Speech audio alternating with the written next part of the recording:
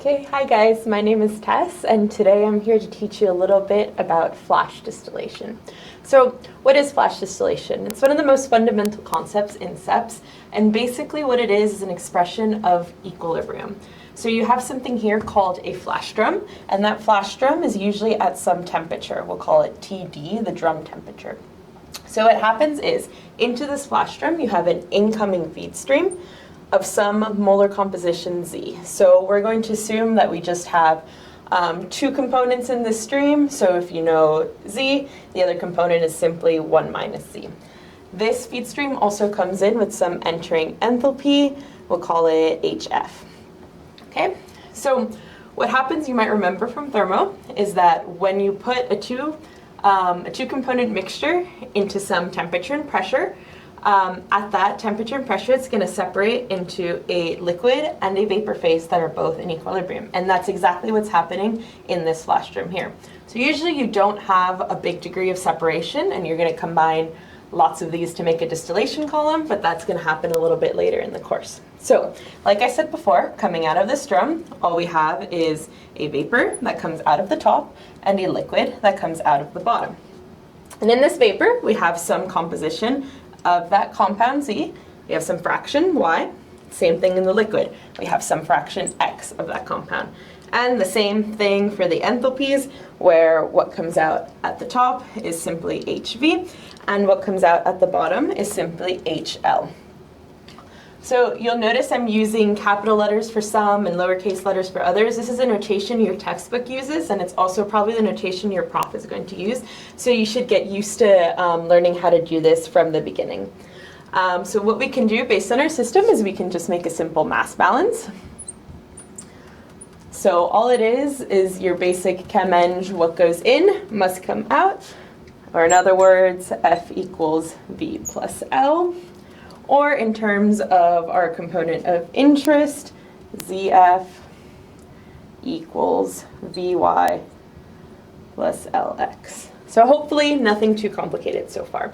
We can also do a heat balance with the enthalpies. So our heat balance is again the same thing. What comes in has to come out. So we can write it like this.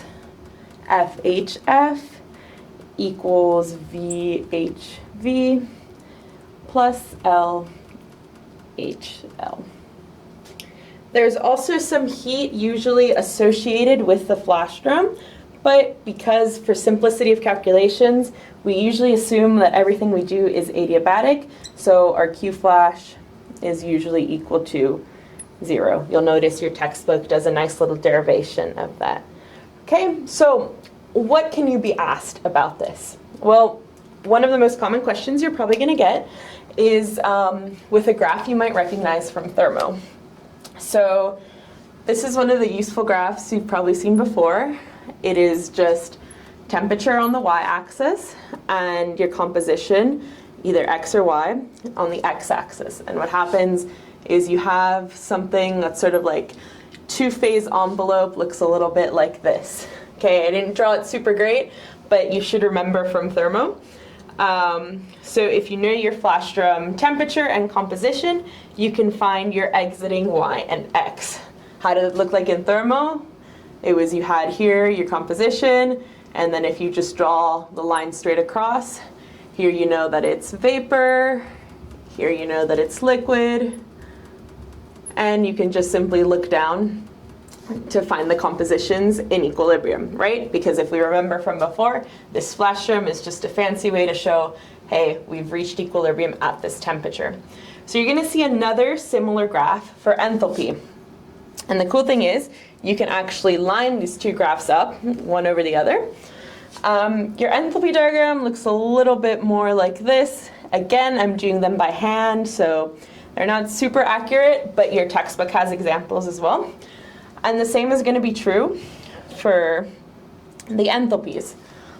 So instead of a straight line, it's a little bit more of a diagonal line, but you still have that same feed line in the middle, with this being the enthalpy of your incoming feed, and then here being your vapor, and here being your liquid. So again, you can just read these enthalpies off the graph if need be.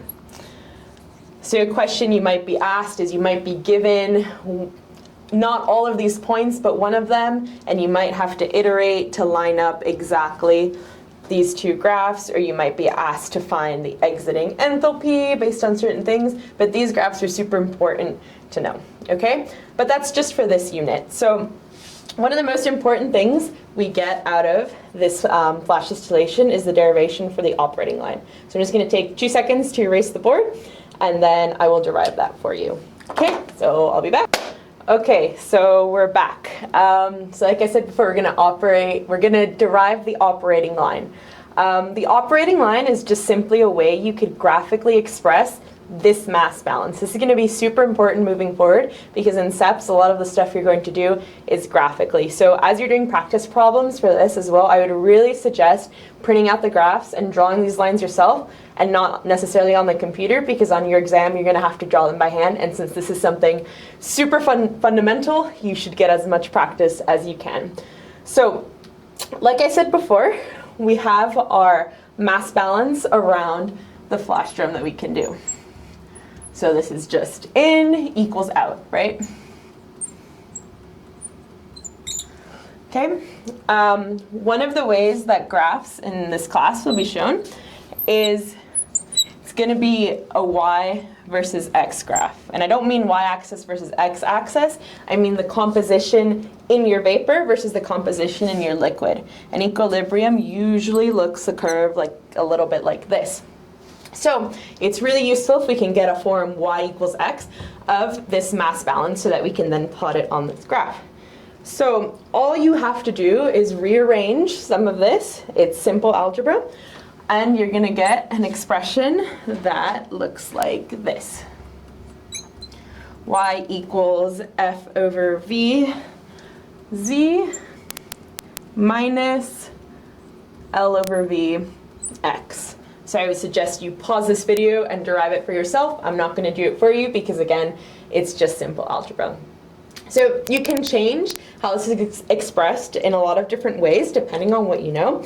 So say, for example, you're not given all of your individual flow rates, but instead you know that this ratio of V over F, so your vapor divided by your feed, say that is known. You can express this equation like this. You can say Y equals -1 minus F over F X plus Z over F.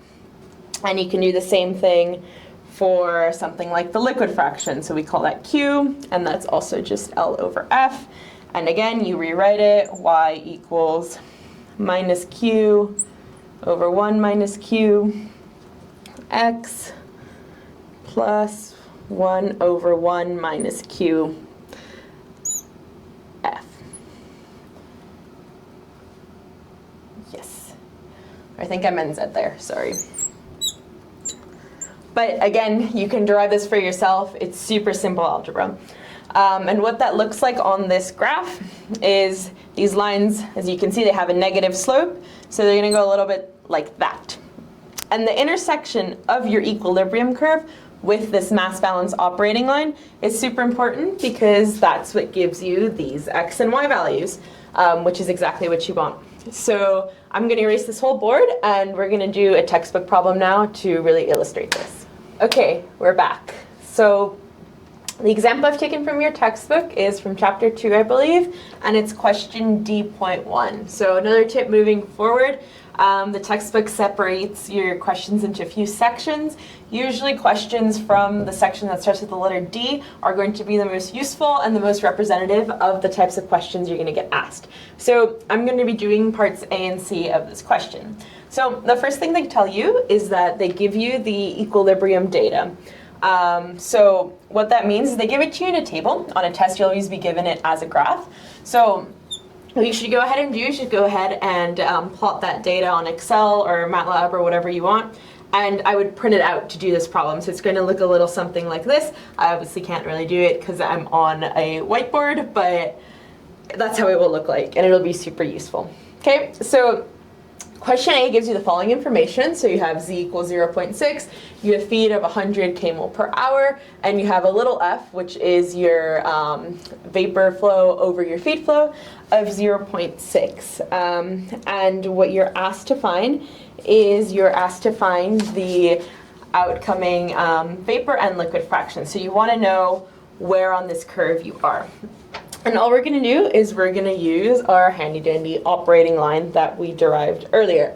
So because we're given this little f, we're going to use the form of the equation that has little f. So again, I recommend you derive it for yourself, but all that is y equals -1 minus f over f x plus z over f. So all we're going to do is we're going to plug in what we know, which is f, and it's going to go here, and z, it's going to go here, and you're going to get that y equals -0.667 x plus 1. Okay, so super simple. The way I would plot this by hand is, you know, at x equals 0, y equals 1, and then you can find whatever value x equals, or y equals 0 at, and then you just connect these 2 points. And like I said before, the intersection of these 2 lines is going to give you your feed data, so, sorry, your exiting flow data. So that's just your y and your x, and if you read the graph, you should get that y equals 0.77 and x equals 0.48. Right, so reading the graph is trivial, but what's important is that you know how to derive your operating line and that you can plot it on this graph. Okay, so question C is almost the opposite of that. So we're given Z and we want to know at what little f. So we want to know this one, which is just, again, the vapor over the feed flow rate. So we're again going to use that same equation as before, but instead what we're going to do is, so I would get a new clean graph for this. Okay, we don't know the equation of our line, but what we do know is we know that our x has to equal 0.2. And we know that our line intersects with the equilibrium curve. So we're just going to read up from 0.2. And then we find our y value. And you're going to get a y equals 0.58 around. And again, you don't have to get exactly these numbers if you're doing it by hand, because you'll be given a little bit more leeway on your test, because you are just sort of looking over onto this axis. And now we can just solve for f, because it's the same equation again. So y equals -1 minus f over f x plus z over f. And we know everything except for f. So we just use 0.58 equals this chunk times 0.2 plus 0.3 all over f. So it's just trivial algebra at this point, and you get an f of about 0.25. Again, if you got slightly different things when you read, you're going to get a slightly different value, but you will get the same amount of points. It's the method that's important. So I hope this was useful. It's just an intro video, and good luck on practice problems.